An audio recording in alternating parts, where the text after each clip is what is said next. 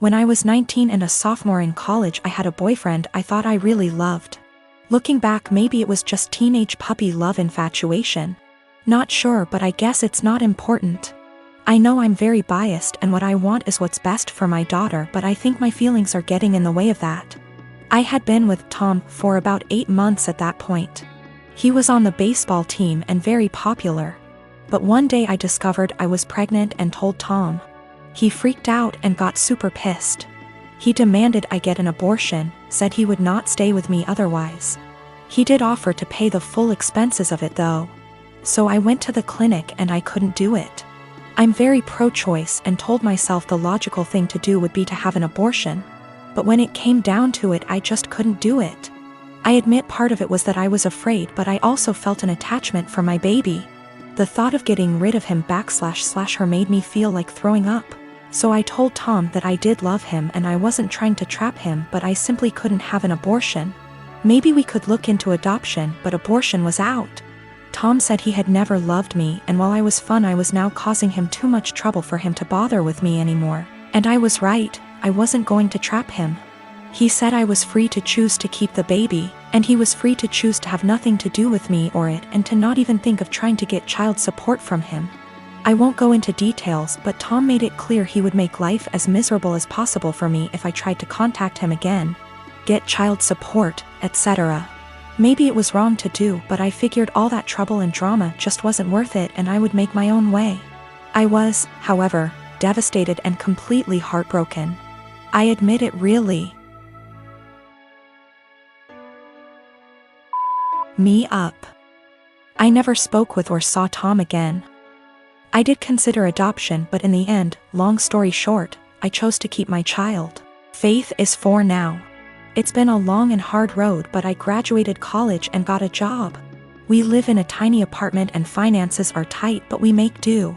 I love Faith like crazy and I do not regret the choice to keep her whatsoever. She makes me a better person and we have a good life. However, 3 days ago I received a letter in the mail. It was from Tom. Inside the envelope was a letter and a check for $3,000. This is what the letter said: Vika, I know this is coming out of nowhere and I'm sorry, but I didn't know a better way to do this. I am so sorry for how I acted 5 years ago. I was selfish and a complete fool. I know that doesn't begin to cover it. These past 5 years have really had an effect on me. I got a job at Restraint. I started hanging out with different people. Good people instead of college jocks. I know I ran from my responsibility and I treated you with callous cruelty. I know I can't undo what I did, but I want to make it right. Here is a check for $3,000 for Faith. I know that doesn't begin to cover what her expenditures have been, but I wanted to show I am serious about what I'm about to say. I want to be a part of our daughter's life. I will go as slow as you like. I would very much like to set up regular child support payments as well as pay off whatever back child support I owe you for the past 5 years, including hospital appointments during your pregnancy. I know I don't deserve it, but I want to meet my daughter and be a part of her life in whatever way I can. I want to help her and I want to help you and start making up for the terrible way I acted. Here is my contact information. I am willing to do what you ask of me. Thank you for your time. Tom. I was blown away. I'm also beyond pissed off. I'm thinking of the pregnancy I had to deal with after getting dumped like that. Exams and papers I had to write. Giving birth to her on my own. The late night feedings, all the diaper changes, the constant crying. Trying to afford clothes to keep Faith warm during the winter as she grew while also making sure she didn't go hungry, the tantrums. The first steps, first words, the potty training. He wasn't there for any of that, and now he just wants to come waltzing into her life like nothing happened. After doing whatever he felt like now that Faith is out of the unfunny baby years and she's a well-behaved child who can now carry on a conversation, and knows how to use toilet and doesn't wake up every 2 hours. Faith has started asking questions like, where is her daddy? How come she doesn't have a daddy? And I've been doing my best. I've been saying mommy doesn't know where daddy is, true until now. And she doesn't have a father because daddy wasn't ready to be one when she was born. Maybe that's the wrong answer, but I am doing my absolute best. I'm thinking of how Tom hurt me and bailed when life got hard. I can't stand the thought of him doing that to Faith. She's a sweetheart and quite sensitive. She doesn't understand unkindness. She makes friends with everyone and is very innocent. I've done my best to teach her to be a calm, kind, respectful person, and everyone loves her. However, I do know she needs a good male role model in her life, and I do feel guilty for not having one for her. I haven't had a boyfriend or dated since Tom because all my energy and focus has been on graduating college, getting a job, and being a good mother to my daughter. I never really thought about Tom much after Faith was born, but now that I am with this intrusion into our lives, I think I hate and despise him. I want him to just go away. I wanted to not even cash the check and to tell him to take his money and shove it, but my parents and close friends reminded me that that is Faith's money and she is entitled to it, and I agree. At minimum, I want to get some child support going because Faith deserves all the financial assistance and opportunities she can get. However, I know if I get regular child support, Tom will want to be in Faith's life, and frankly, I don't want that. I don't want him to hurt her and bail when life gets hard, because it is when you have a kid. I also feel like he doesn't deserve her. 4-year-olds are a lot more fun than infants.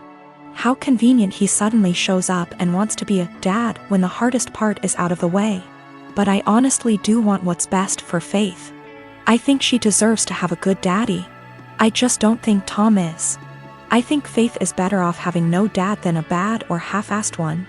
She deserves the money. But am I right to take the money and not give Tom any access to my daughter? I can't stand the thought of him hurting her.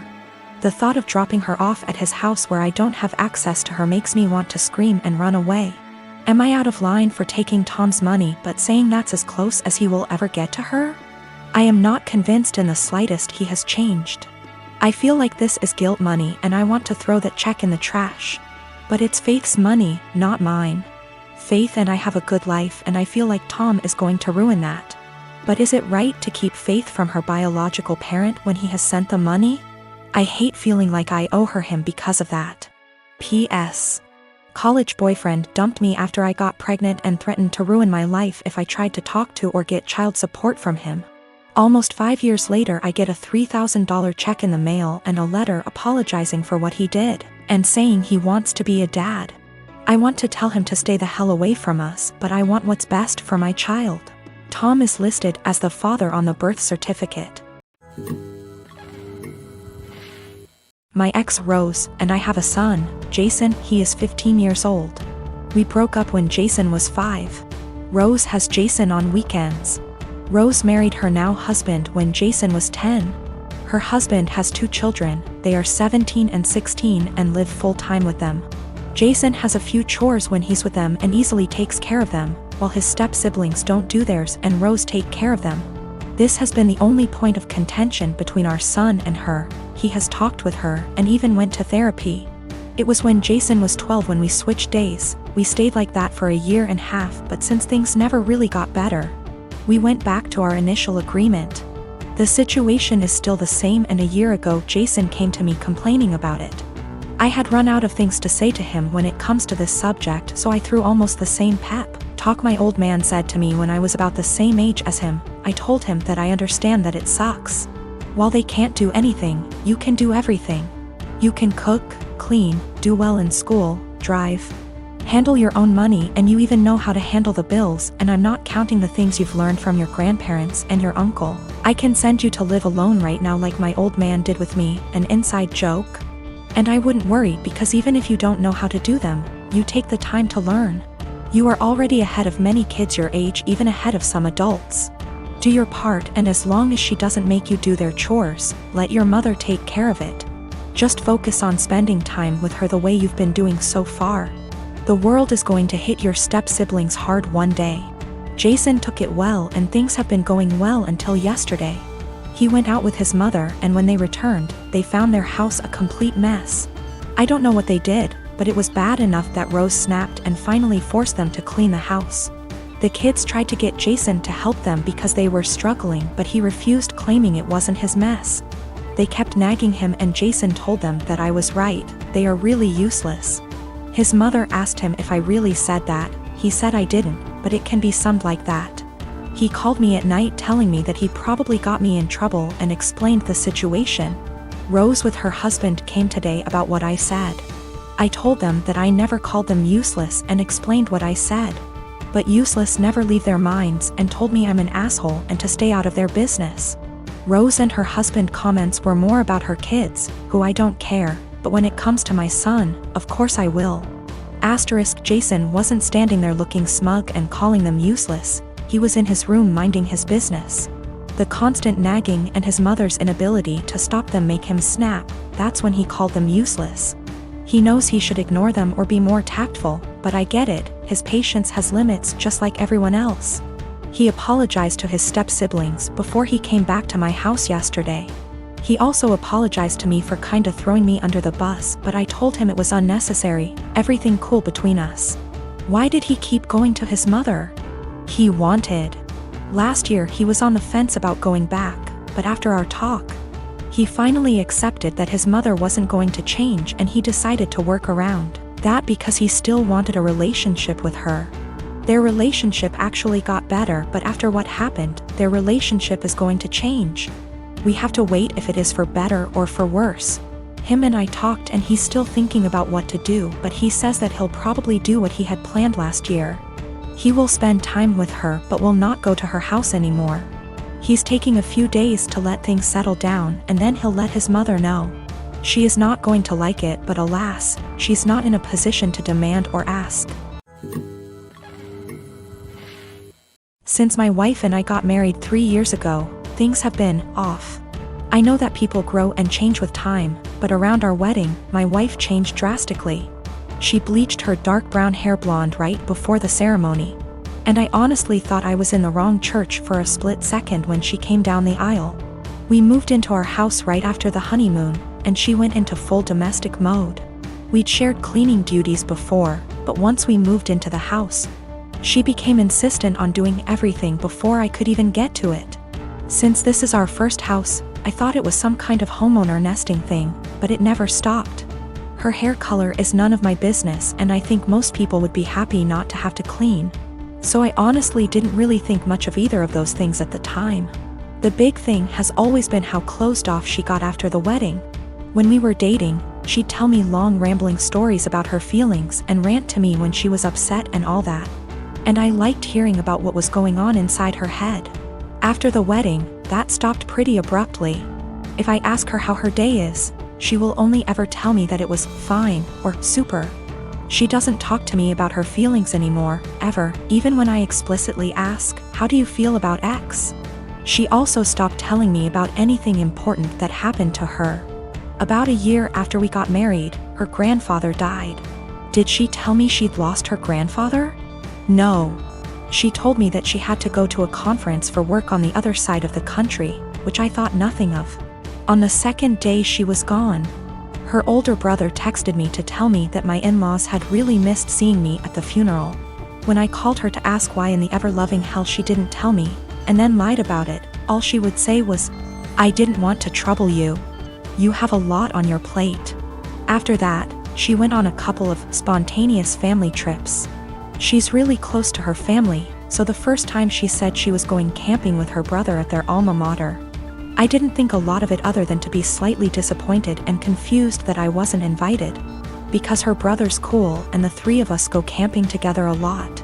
But the second time, I started hearing alarm bells. I'd like to say I'm a more secure man, but after the second spontaneous family trip, my wheels started spinning and I started to think that maybe she was cheating.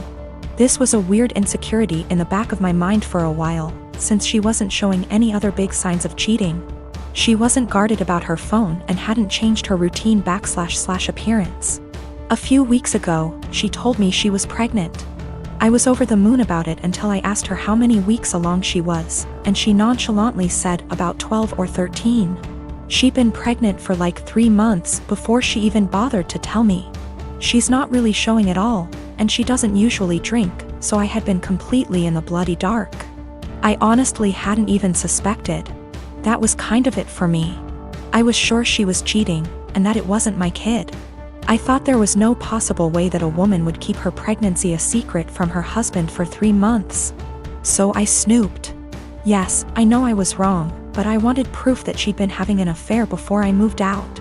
One of my best buddies from college is a divorce attorney, and when I asked him what I should do, he sent me the info for a key logger. I installed it on my wife's laptop and was prepared for the worst. Now, I feel like what I found is somehow worse than her cheating. I didn't find any steamy messages, but I found out that she keeps a diary in a Word document that she writes in every day. I know I should have just stopped once I knew she wasn't cheating, but once I saw my name in her diary, I couldn't stop. I read all of it.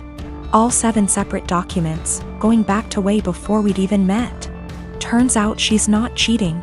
She's depressed, hates herself, and has absolutely no trust in me. All of the stuff I've been confused and bothered by has some kind of sad, self-loathing explanation. She hates having blonde hair, but she writes, "I know he'd divorce me if I went back to being a brunette. Because wives are supposed to be blonde almost every week. The wives are supposed to be thing is tangled up in everything. She thinks wives are supposed to be quiet, which is why she doesn't talk to me anymore. She thinks wives are supposed to make things easier for their husbands, not harder. Which is why she didn't tell me when her grandfather died. It just goes on and on and on. She didn't tell me when she got a huge promotion and a raise because he'd leave me in a heartbeat if he knew I made more money than he does. Men can't handle that. It hurt to know that she thinks of me as some kind of one-dimensional 1950s husband. And I've been racking my brain to think of anything I could have done to make her think this way. What I can't handle is that she'd lied about the big stuff. I honestly don't know if I can forgive her for not telling me about the miscarriages. The spontaneous family trips were actually her miscarrying 2 of our children, one at 5 weeks, the other at about 10.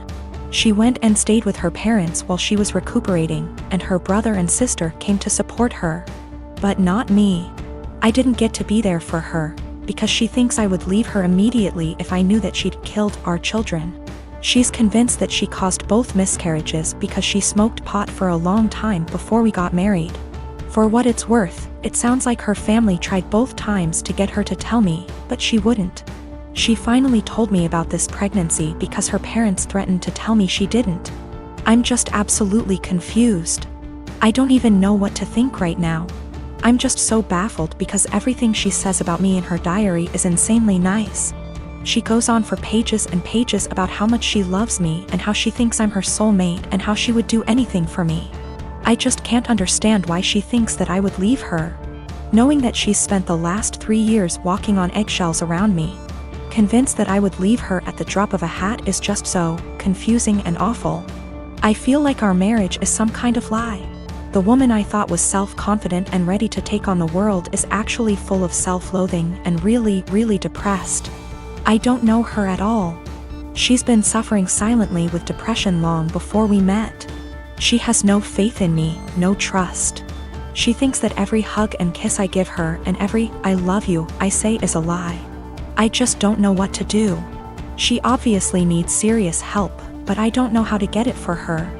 I can't tell her that I read her diary. If she has zero trust in me now, I can't even imagine what she'd think if she knew if I read 6 years worth of her private thoughts. I feel like I need to get my in-laws on board somehow, but I don't know what to say to them. I know I can't ignore this, but I feel like any move is the wrong move. My husband, 35 years old, does not have a car. He sold his old one to help pay for his brother's wedding. I did not agree on this, but he had this car before we got together, so it's a shared property. Besides that, I have my own car, so that did not affect me till my husband started complaining about having to commute to work and hangout places. He tried to get me to let him drive my car several times, but I stood firm and put a boundary, making him understand that my car will never be driven by him. One of the reasons why is because of how bad his driving is. His brother lives out of town. My husband asked if he could drive my car to the wedding, but I refused, but not because I'm not invited. Another story for another day, because like I said, my car is off limits. He threw a fit calling me unreasonable to let him take public transportation because he can barely stand it for 10 minutes, let alone hours. I said it wasn't my problem, which irritated him but made him stop arguing about it. The day that he was supposed to travel out of town, I woke at 10 a.m. and couldn't find my car key. I went outside and couldn't find my car either. I was beyond pissed. I called him and like I expected, he took it and was on his way to the other town. I lost it and told him I gave him no permission to take it for a whole 5 days and said that if he won't turn around with it, and come home, then I'd call the cops and report it missing. His response was, "You wouldn't dare do it 'cause you know what would happen." I hung up on him, then immediately called the police and told them about my situation. I did not tell them my husband took it because they'd think it's a family dispute and decide to not get involved. I just reported it missing. 2 hours later, I got a call from my husband saying he was back in town and was being held at our local police station. I went to the station and talked to the cops. My husband made a scene there, swearing over and over that I gave him permission to take it, and said I was acting out of jealousy and spite because he was going to attend a wedding that I was not invited to. I took my car and went home, but he had to stay a little longer. He came home in the evening and went on a rage fit about how I created an awful situation and almost caused him to miss his brother's wedding. He called me vindictive, bitter, and a lunatic to call the police on him and try to accuse him of stealing my car. He had to leave the same day to be able to be there with his family and decided to extend his stay, and he still hasn't gotten back yet. Right now his mom and brother are blasting me for what happened and calling me spiteful.